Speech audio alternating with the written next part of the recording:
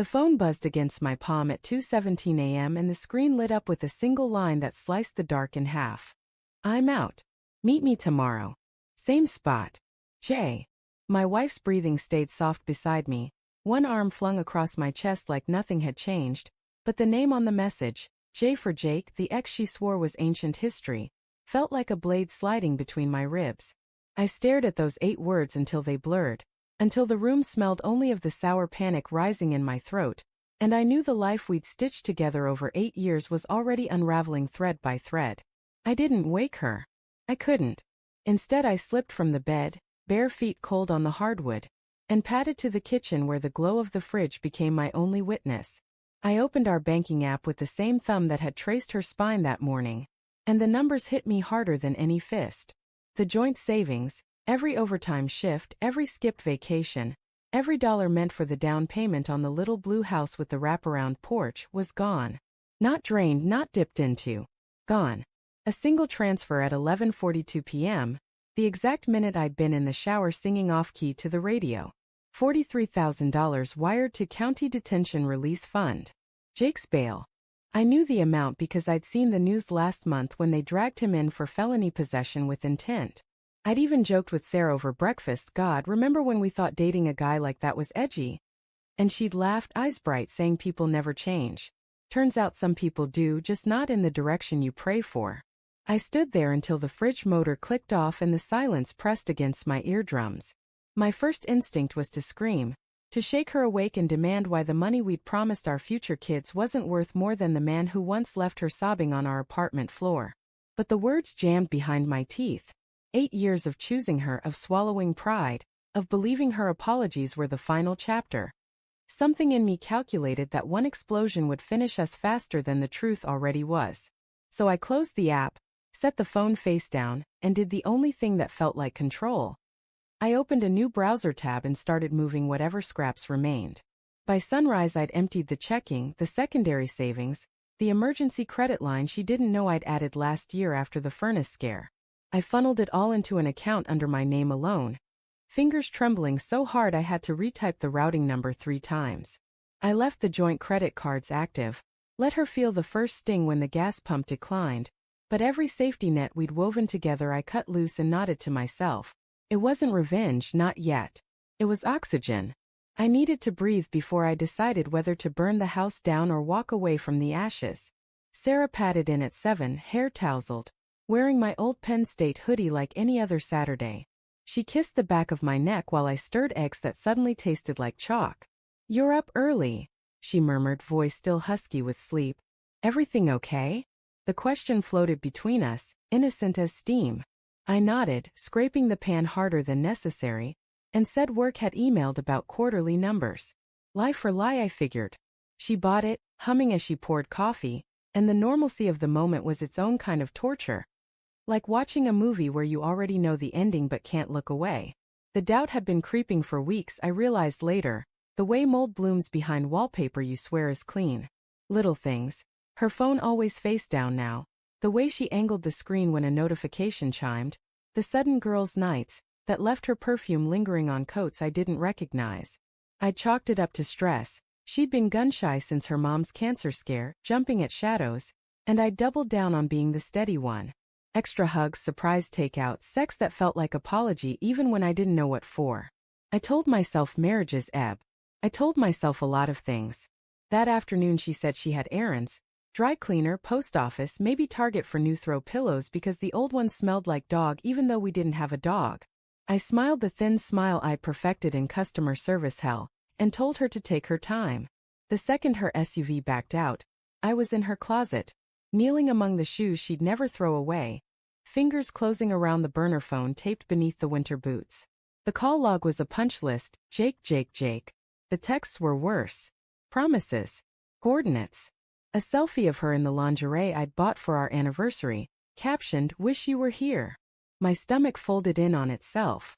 I sat on the carpet until my legs went numb, reading every syllable until the words lost meaning and became just shapes of betrayal.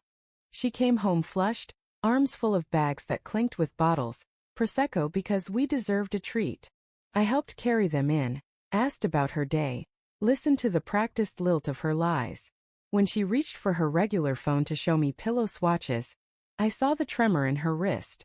She knew I was watching. Maybe she even wanted me to see. That night we ate Thai on the couch, some rom-com flickering, and she curled into me like a cat that hadn't just shredded the curtains. I let her. I needed the weight of her head on my shoulder one last time. Needed to memorize how her hair smelled like coconut and possibility before I torched it all. Sunday she announced a brunch date with Megan, her college roommate who'd moved back to town. I nodded, said have fun, and the moment the door shut I called the bank again. Closed the last shared card. Transferred the piddly $63 left in joint checking. Then I sat at the kitchen table with a legal pad and wrote it all down, dates, amounts, screenshots printed at the library because I didn't trust our printer not to snitch. Evidence not for court but for me. Proof I wasn't crazy. Proof love could be a weapon turned inward. She came home tipsy, laughing about bottomless mimosas, and found me on the porch steps staring at nothing. The air smelled like cut grass and impending rain. "Hey, handsome," she said, nudging my knee with hers. "You look like someone kicked your puppy." I turned the screen of my phone toward her. The bail receipt. The transfer confirmation. Her face cycled through every shade of pale before settling on ash. "Ethan," she started, and the sound of my name in that moment was worse than any scream.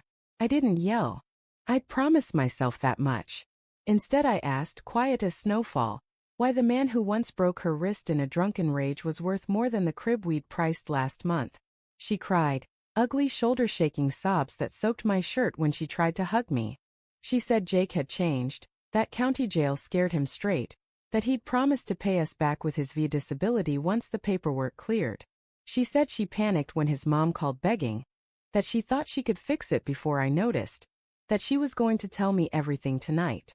Every excuse tasted like rust in the air between us. I listened until the sky bruised purple, until the first fat drops hit the railing. Then I asked the only question that still mattered. "Do you love him?" She hesitated, half a heartbeat, maybe less, and that pause was the real divorce paper. She swore it was just guilt, just closure, just one last kindness to the girl she used to be. But her eyes flicked to the dark beyond the porch light, searching for escape routes I'd already mapped. I stood up, knees cracking. "I moved the money," I said. "Everything left. It's gone where you can't follow." Her mouth open, closed. For the first time in 8 years, Sarah had no story ready. I walked inside, locked the bedroom door, and slept on the floor because the bed smelled like her lies. In the morning I was gone before she woke. Duffel in the truck, new apartment keys burning a hole in my pocket, the legal pad tucked under the seat like contraband. She called 7 times that first day. Texts that started with apologies and ended with accusations. I read them in the parking lot of a diner that smelled like bacon and bleach, then deleted the thread. My mom left one voicemail asking if I was safe. I texted back a thumbs-up emoji because words felt too heavy. On day 3 Sarah showed up at my office, mascara tracks like war paint, begging through the glass for 5 minutes. My boss, good guy divorced twice, escorted her out before I had to. I watched from the window as she stood in the rain, hoodie plastered to her skin, looking smaller than I'd ever seen her. Part of me wanted to run after her with an umbrella. The rest of me remembered the crib. Weeks collapsed into routine. New sheets that didn't smell like us, takeout for one, running until my lungs screamed louder than my thoughts. I kept the joint account open with exactly 1 cent, a private joke I never laughed at. Sometimes at 2:17 a.m. the ghost of that buzz woke me, heart racing, but the screen stayed dark. I learned the difference between lonely and alone. I learned that silence can be a kindness when words only wound. One night I found the legal pad in a box marked old tax stuff, and flipped to the last page. I'd written a single line the morning I left. Love isn't a debt you pay to someone else's past. I stared at it until the letters swam, then tore the page out, folded it small, and slipped it into my wallet behind my driver's license. A scar I could carry without bleeding. Sarah sent a final text on what would have been our 9th anniversary. A photo of the blue house for sale sign staked in the yard like a surrender flag. No caption. I didn't reply. I drove past it once, windows glowing with someone else's future, and felt the strange relief of a bone finally set. The money's gone, some to Jake's habits, some to lawyers, some to the silence I bought myself. But I still have the folded page, the new keys, the steady beat of a heart that learned to guard its own doors. Trust isn't a vault you fill once and forget. It's a garden you tend every single day. And I finally stopped watering weeds.